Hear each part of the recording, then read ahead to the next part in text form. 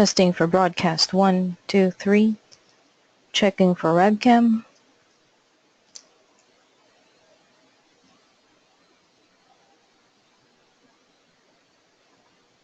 Webcam test 1, 2, 3.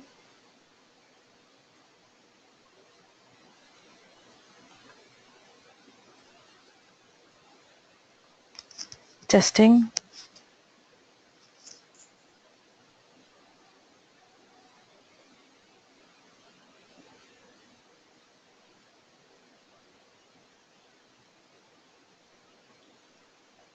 Good afternoon, ladies and gentlemen.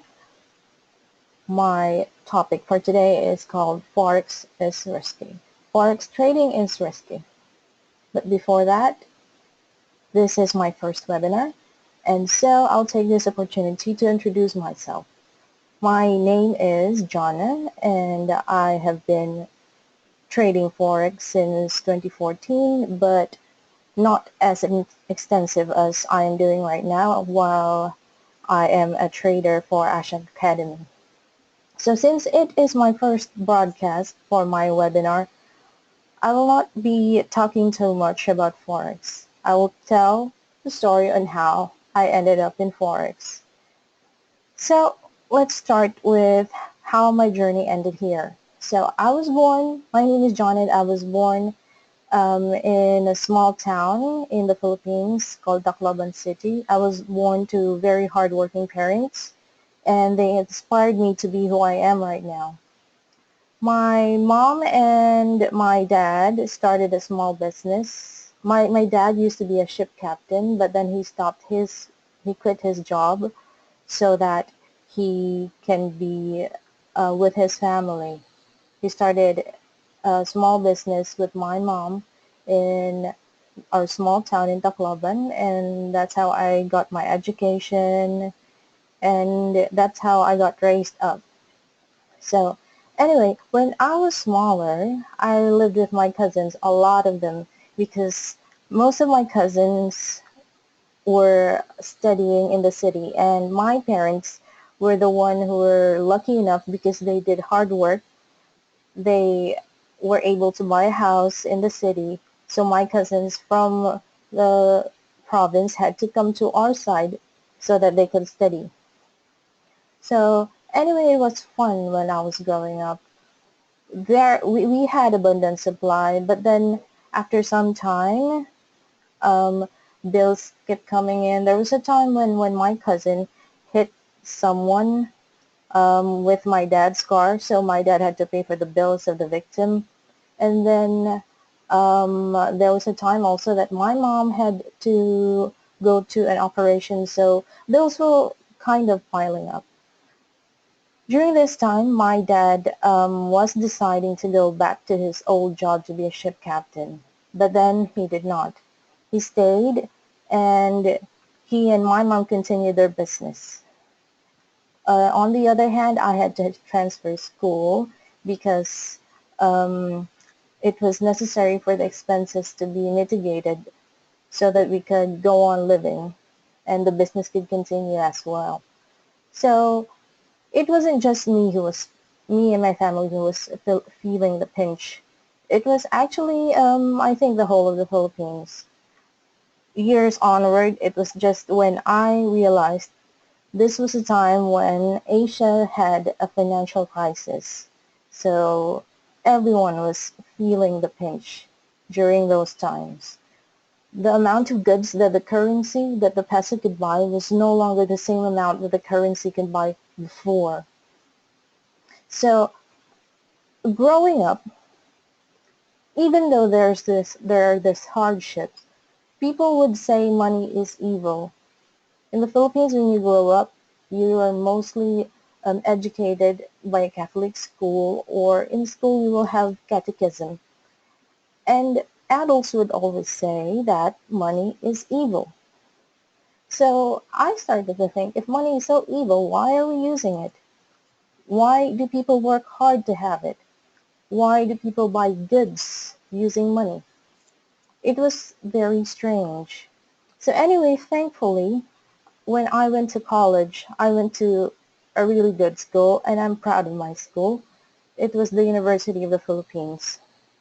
At first, when I was consulting the adults about this school, they would disagree with me and say all bad things about the school. Like students there become rebels, student there question everything. When you graduate from UP, they say you are dubbed as a rebel. You are against anything. You always question anything. But then when I went there, I understood why the students are misunderstood. That's because they were taught to question. They were taught to question school. They were taught to question the laws, the norms, the books that were written, the history that was written. They were taught to question even the church. So I guess that's why they say they're rebels. But on the contrary, maybe they are enlightened. These are the students who were taught to question things and to use their brain, to use their mind, and not be some kind of robot who just say yes to everything, like a slave, like how we were raised and ruled by Spaniards. So anyway, in UP, that is where I learned how to think for myself and not just believe in what anyone or anything is in front of me. Even the professors, they allow you to debate with them. When we were younger, if you debate with a teacher, definitely you will get expelled or just go to the principal's office. But when we were in college, we were taught to question, to ask, even to debate our own professors, even to question history. There was this one time when we were starting our history, our professor was asking us, why is it called his story, not her story? So it got us to start thinking. And then he would question like, if there is something that we should be thankful about the Spaniards, what is it? And students would say, we are thankful to the Spaniards for colonizing us. It was a harmless and usual answer for students back then. But when we got to the university, that's when I learned that answer was disgusting. How could you thank someone for enslaving your people? How could you say, I am thankful because they colonized us? But in reality, if you imagine it, they made us slaves and we are thankful for being their slaves. And it was only when I was in the University of the Philippines that I questioned that notion, along with the rest of my classmates. So I carried that lesson when I started working. My idea for working, my end goal was this idea called financial freedom. So I transferred maybe around 2 or 3 companies, and then finally I found a good paying company. I worked for a cruise ship. I was very thankful that I got into the cruise ship because they paid well. I get to travel for free. My food is free. My accommodation is free. I even have a housekeeping that keeps my bed in order. So yeah, I was thankful at that. But then again, after some time, I started to question. So what's going to happen to me if something like I am unfit to work? What will happen to me? Well, I've seen that scenario. Many crew members are not able to go back because they are unfit to work. But every time you sign a contract only to work on board the ship for like 8 to 10 months. After that, when you go down the ship, it's called your vacation, but you're not paid. If something happens to you while you are on vacation, you will no longer be fit to work again on board. So that leaves you broke. And since you have been working on board with a job for a long time, it will be very hard for you to get a new job and get the salary that you have, especially in the Philippines. So while thinking about that, I started to plan on how things should be. I mean, what I should do, what my goals should be. And I am convinced it would be financial freedom because I don't want something to happen to me one day and then that's it. I'll be depressed. So that's when I started reading. When I go to the ship and I go back for my contract, I used to bring books, but then they were very heavy, and then the weight adds to your luggage, so you had to pay more. So I started using audiobooks and ebooks. So when I was listening to audiobooks, I usually listen to audiobooks, autobiographies like Warren Buffett. One of my favorites, Warren Buffett, and Steve Jobs, and books also like from Napoleon Hill, Gail Carnegie.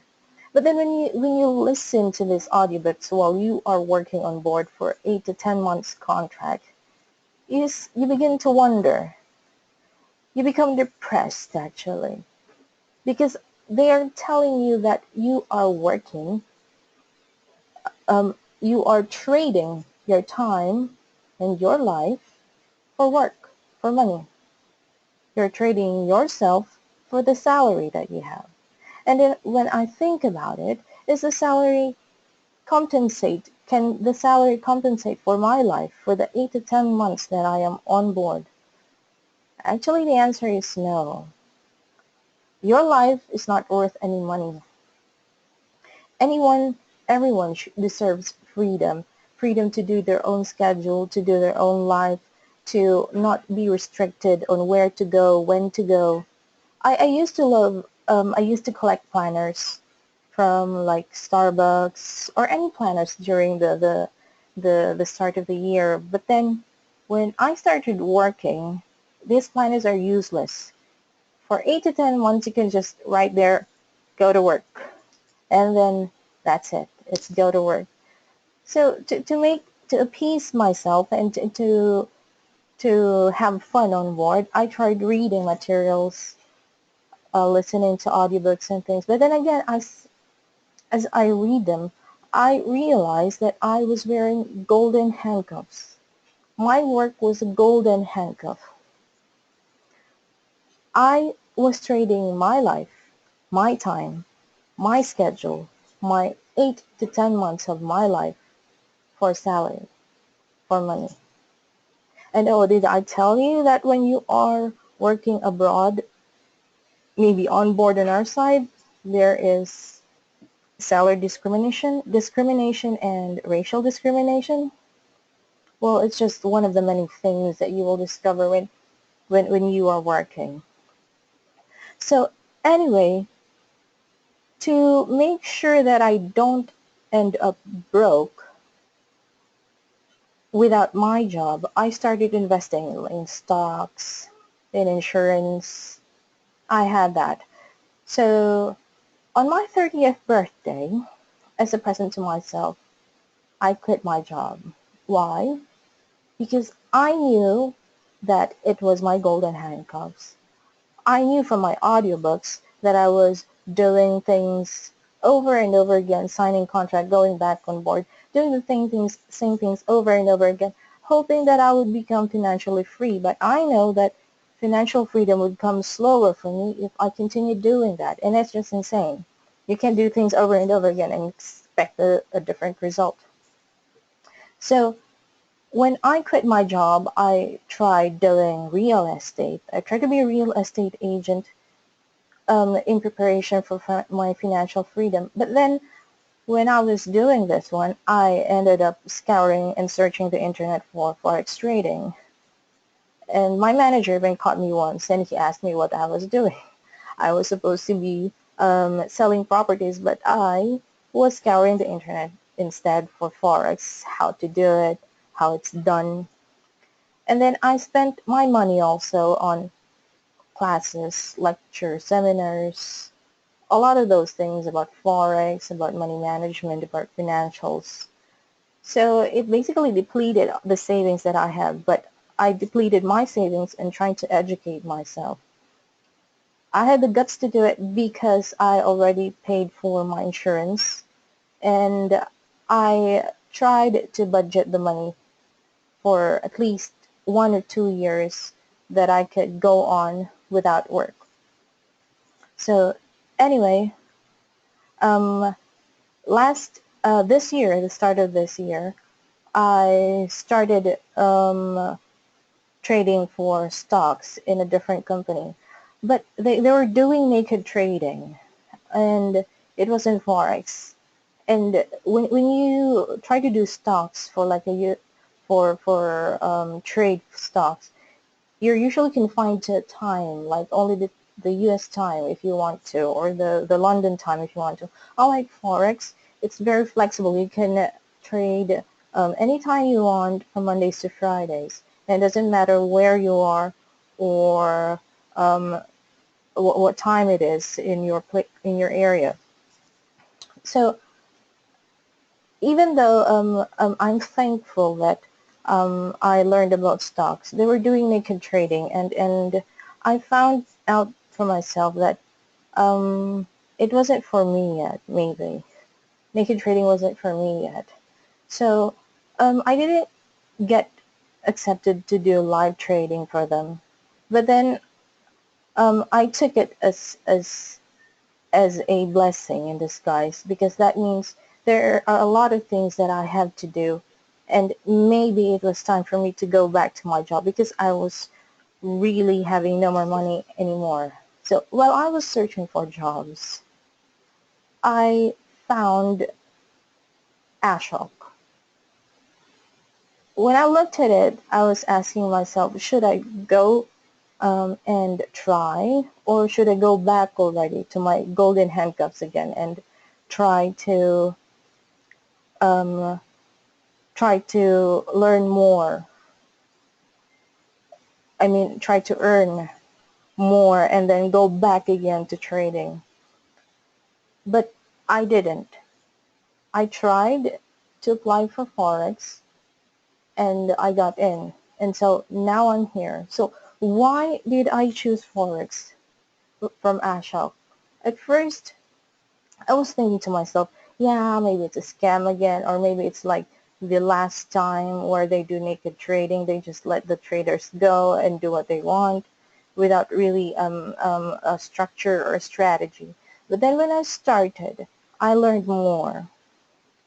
And this is the time that I felt that Forex is no longer as risky, because I learned, I started learning.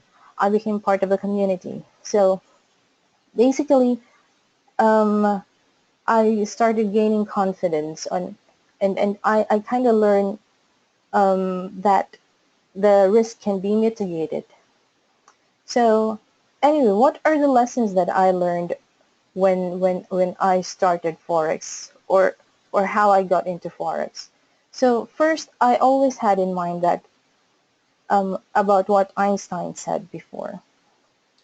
Einstein said insanity is doing the same thing over and over again and expecting different results.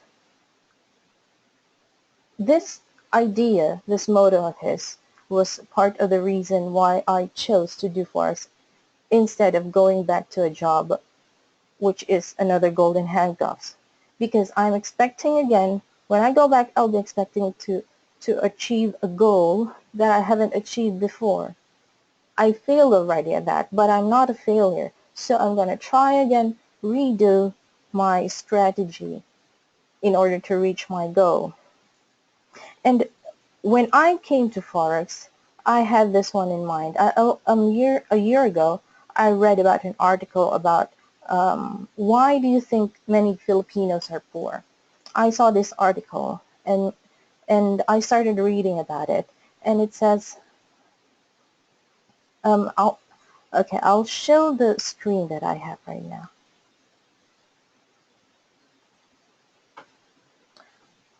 So based on the survey that they had,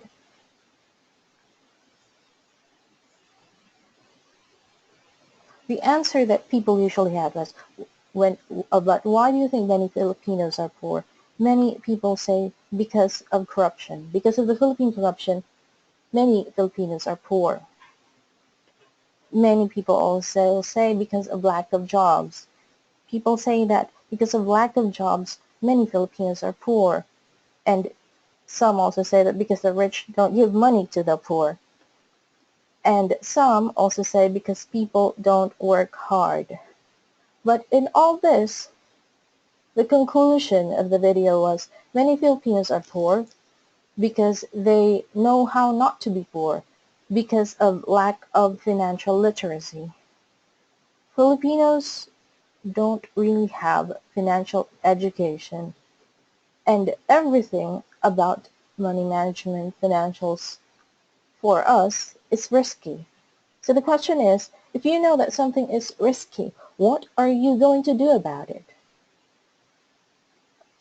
Let me tell you about the most risky thing, and I've learned about this since I was a child. My mom used to keep clippings of proverbs, saying, and this is one of the most um, this stuck out from my mom's clipping for me. It says that if you think education is expensive, try ignorance. Yes, Forex is risky. So what are you going to do about it? Driving is risky. What are you going to do about it? Swimming in the beach, swimming in the pool is risky. So what are you going to do about it? Crossing the street is risky. So what are you going to do about it? Crossing the street, you look left, right, you make sure no cars are coming in before you cross the street. Going to the beach, if you want to swim, you have to learn how to swim so that it will no longer be risky.